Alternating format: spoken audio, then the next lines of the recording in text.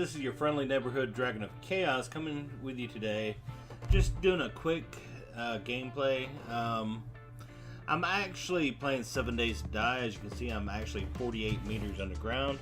This is actually a mine shaft that I sunk myself. Just trying to gather materials to improve my base. Sorry I haven't been posting in a while. Kind of got discouraged with my Ark Survival game just because when they did the Redwood update, all my buildings that I had built using mods got deleted. So most of my bases were just flat out gone. Also, in my hurry to actually look at the new creatures being introduced, I used console command to kill off what I thought to be all the wild dinos. Unfortunately, I killed off all the dinos, including my own. All my bears, Mother Russia, Baba Yaga, so on and so forth, they're just no longer there, which kind of discouraged me. I do plan on going back to it, restarting some builds, probably trying out different mods I haven't played with it before. So it will be a fresh start, plus I'll be able to build in the Redwood Forest that I haven't even looked at yet, and maybe even tame the big new sauropod I haven't even laid eyes upon. So there is that. I do plan on going back to that. I have been playing 7 Days to Die a fair amount, plus a few other games.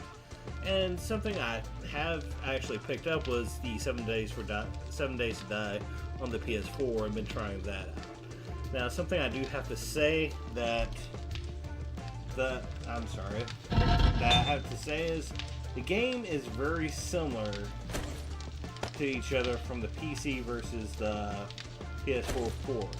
The only thing I do have to note is the controls and the limitations of the PS4 system for graphics. I have this is set to 720p for recording purposes for the PC, but I do normally play under 1080p. And the viewing distance between the PS4 and my system are greatly different.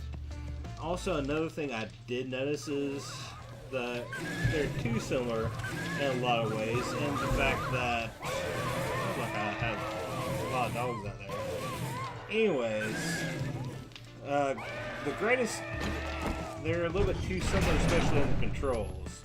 The controls for the PS4, especially the user interface for building and all that jazz, is identical or almost identical to the PC. And considering you have the keyboard and all that for the PC, it doesn't quite work as well as the PS4.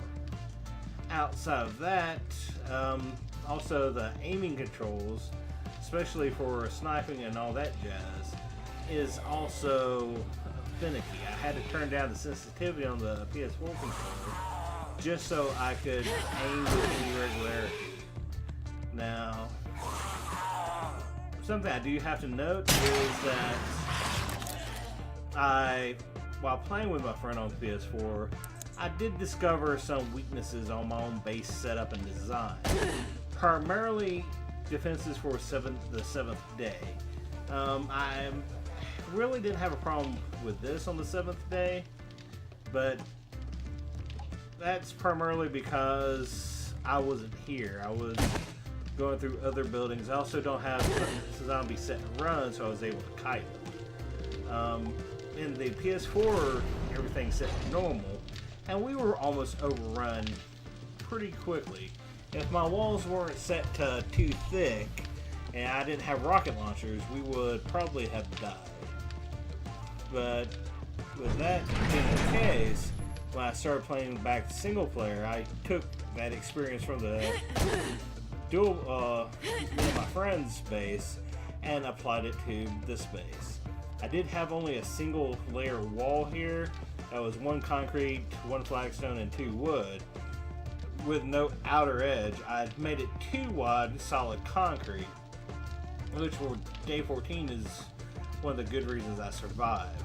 Something that we also discovered is that 2 layers of the log spikes and 2 layers of the standard wood spikes is just not adequate.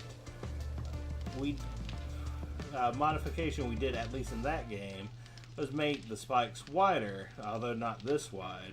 And we added a minefield outside of that. And while mines are kind of hit or miss, whether they step on one or not, they did seem decently effective.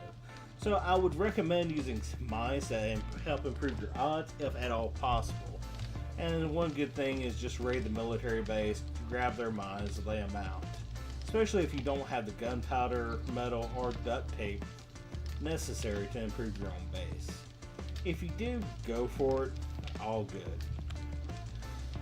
That being said, the reason I have this outer lip here is something else we discovered, which is spider zombies can climb walls.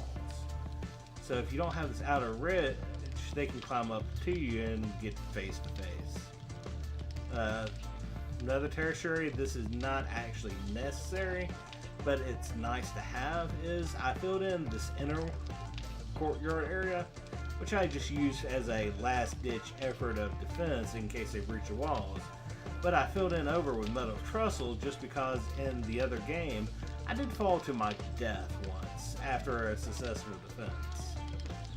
But all told, I'll need to replace these walls with concrete at some point, I'm sure, just for that extra layer of defense, even though I prefer the wooden design to a degree. I probably need to reduce the light just because it's blinding in there. Now the final point I think I need to point out as a line of defense is this drawbridge area. I know in the Alpha 15 they mentioned possibility of a drawbridge. I hope they do, just to make this thing easier. But at least in this regards, we've set up, both in this game and the other game, a drawbridge, something to this effect, where if they try to go up the stairs, they'll fall into the spike pits and get damaged. And my added touch was using metal trestles for the walls, just in case they do start crossing over, we can shoot them from the sides, further improving defense. Now, with all that being said, that's all I'm gonna, well, that's most of what I'm going to point out. The final thing I was going to point out is I did decide to go with quad spotlights facing the cardinal directions, for the most part at least. Just helps with visibility, just because I did have a problem seeing the horde coming, and the farther out I can see them coming, the better I can start sniping them with. Anywho, that's just going to be a quick rundown of base defense. This hole right here, like you saw at the beginning, is just my mine. Got all my supplies there. I've actually got the supplies to make a mini bike. I'm going to hold off on doing that. I'm probably going to build a safe room right here to replace all the walls with concrete, just in case if I do get killed, I have a safe location inside of my base to actually spawn. So anyways, this is just your friendly neighborhood Dragon of Chaos signing off. I hope to see you and talk to you again soon.